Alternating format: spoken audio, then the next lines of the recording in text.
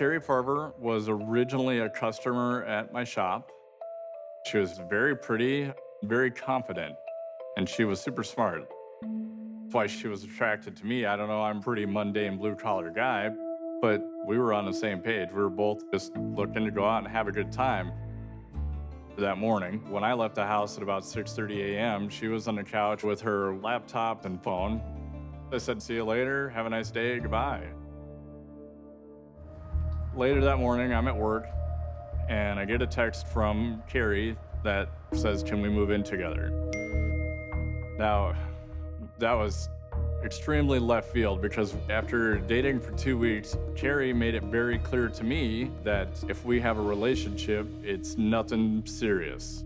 So I just texted back, "That's not gonna happen." And immediately I'm getting these texts, "Fine, I hate you, go away, you've ruined my life," just on and on and on. It was like, what the hell? But then you start thinking, well, I guess I've only known her for 2 weeks. If it's gonna be like this, okay, I dodged a bullet, and it was easy for me to walk away and be done. Carrie was a spitfire. She was a free spirit. She could be a handful. She could be strong-willed, but I've never known her to be a loose cannon. Carrie lives just a few minutes away from her mom, and the two typically talk every day. Though, that changes when Carrie and Dave break up. All of a sudden, Nancy was getting these strange texts from Carrie. It just didn't sound like Carrie at all. So Nancy texted back, "You need to call. I need to hear your voice." But Carrie would not pick up the phone. For 3 days, Nancy waits to hear from her daughter. Carrie never calls. Her mother knows something's wrong. She turns to the Pottawatomie County Sheriff's Office for help and asks them to find her missing daughter. When Carrie fails to show for family functions, including her son's 15th birthday, the alarm bells ring even louder. There is no force on earth that would cause her to miss an event like that. Not for Max. Also, Carrie's father died, and she didn't attend the funeral. No one had heard her voice or seen her since mid-November 2012. But it was also really confusing because there was plenty of evidence online that Carrie seemed to be fine. While Carrie's out of sight, she's never out of mind for Dave. He receives texts day and night. The messages and emails were just all over the place. Anywhere from, "I hate you," to, "Oh, I love you so much, we should have babies," and it would go on and on. The same week that Carrie disappears, Dave's former girlfriend, Liz Goyer, just happens to reach out to him. I met Liz via online dating. We were on and off. She had 2 children who coincidentally were very close to the age of my son and daughter. She was sexy. She laughed a lot. She was a lot of fun. And I didn't get a lot of drama from her. That's not to say that there's no drama when Dave and Liz rekindle their romance.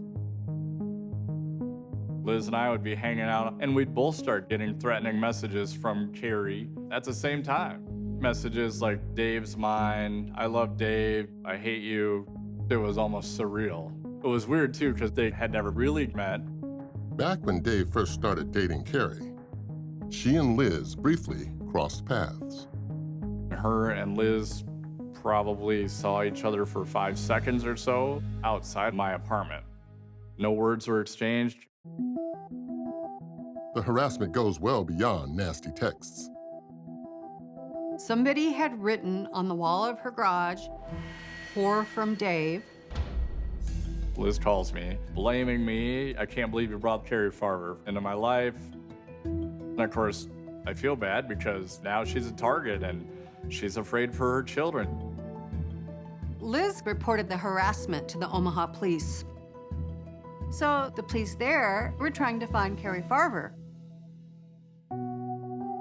And in Iowa, Carrie was still a missing person. Interesting thing about this case, there's basically two different investigations going on. Sergeant Jim Doty and Deputy Ryan Avis aren't involved in the original investigation. They won't join the case until later.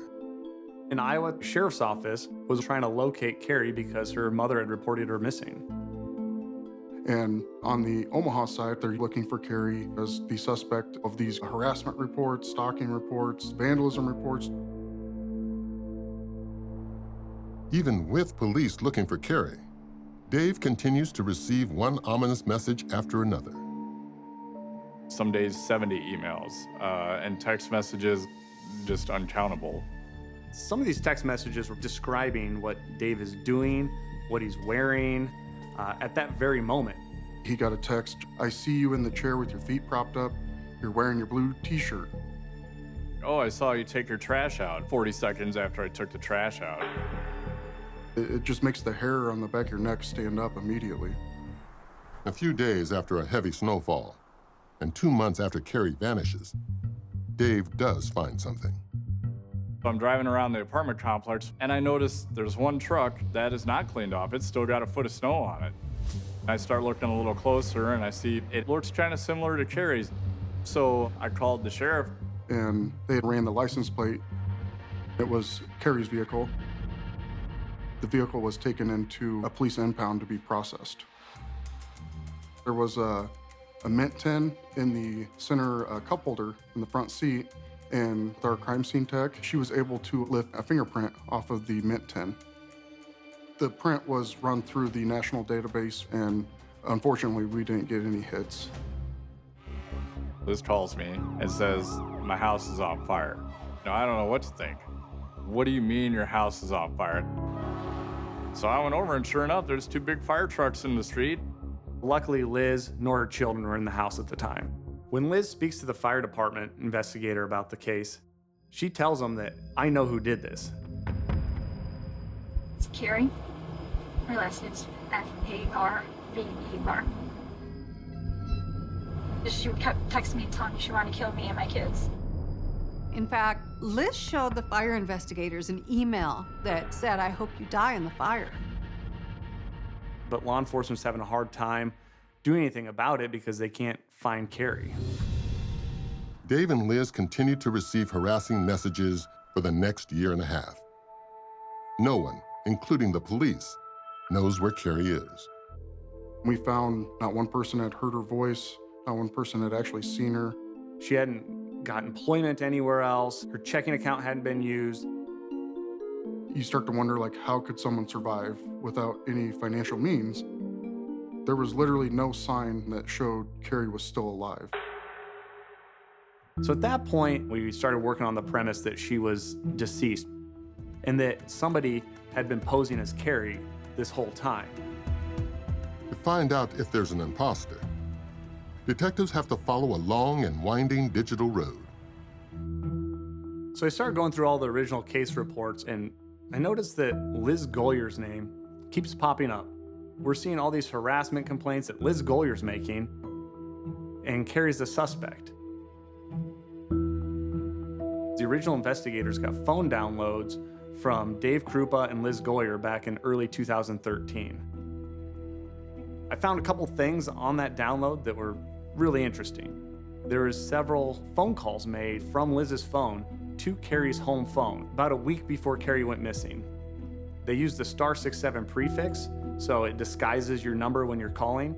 Liz had in the past said that she didn't really know Carrie, so it was odd to us that she would have been calling Carrie. Also on Liz's phone download was a picture of Carrie Farver's vehicle. I was able to look at the metadata of that photo and found that it was taken weeks before law enforcement or Dave even knew where that vehicle was. Getting all this evidence, the case takes a big turn for us. Now, we believe that Liz might be involved with whatever happened to Carrie. So we had those fingerprints that we recovered in the vehicle back in 2013 compared to the known fingerprints of Liz. and we got a match. It felt like we made a huge break in the case. But at the same time, with this new discovery, we believed that Carrie was no longer with us and that something bad had happened to her. Liz offers her phone to us on consent so that we can dump it and try to get the evidence of this harassment. And that turns out to be a huge deal for us. As we're looking into all these emails and texts and everything else, we are finding that Liz is sending messages under the name Carrie Farver. She's the one who's doing these impersonations. Liz had been posing as Carrie this whole time, and I believe that she had killed Carrie at that point, but I couldn't prove it. We need evidence, and we need details of what happened to Carrie if we're ever going to charge Liz. Unless Liz confesses, investigators don't have enough for an arrest. At least not yet. That changes 5 weeks later, when detectives get the lab results from Carrie's SUV. It's Carrie's blood that was in her vehicle. This is what we needed to charge Liz for the homicide of Carrie Farver. 4 years after Carrie Farver vanished into thin air, police arrest Liz Goyer and charge her with first-degree murder. Learning the truth, it was hard to swallow. I mean, it's still, the whole thing is just hard to believe, hard to deal with. It's a mess to wrap your head around. 4.5 years after Carrie Farver's disappearance, Liz Goyer's murder trial begins. The issue was there murder? Did she murder this girl? My argument was death by supposition, homicide by innuendo. And that's all it was. It was a theory, and you can't convict on a theory. The prosecutors claim Liz was obsessed with Dave. They say that obsession, fueled by jealousy, became her motive for murder. Just weeks before the trial began, Dave Krupa found an old electronic tablet in his storage unit. The tablet belonged to Dave Krupa, but the device had been used by Liz when they were together. It had this memory card inserted in it. It looked empty. However, with computers and everything digital, it's hard to delete anything permanently. It usually is recoverable. And it turns out there were thousands and thousands of deleted files still on that memory card, including photos that we knew came from Liz's cell phone back in 2012 and 2013, at the time Carrie went missing. So I'm scrolling through, and there's one that stands out because I couldn't tell exactly what it was at first, but as I blew it up and you could see more detail on it, it became clear this is that missing piece of evidence that we needed. This is the smoking gun in this case. It was a picture of what appeared to be a foot with a tattoo on it. This isn't just a foot. This is a foot that's in the state of decomposition. And it turns out that's the tattoo that Carrie had. What this definitively tells the judge is that, unfortunately, Carrie's dead. But even more, Liz did it, and she took a picture of it. When they found the photo of the foot, I knew it was going to be a much harder case.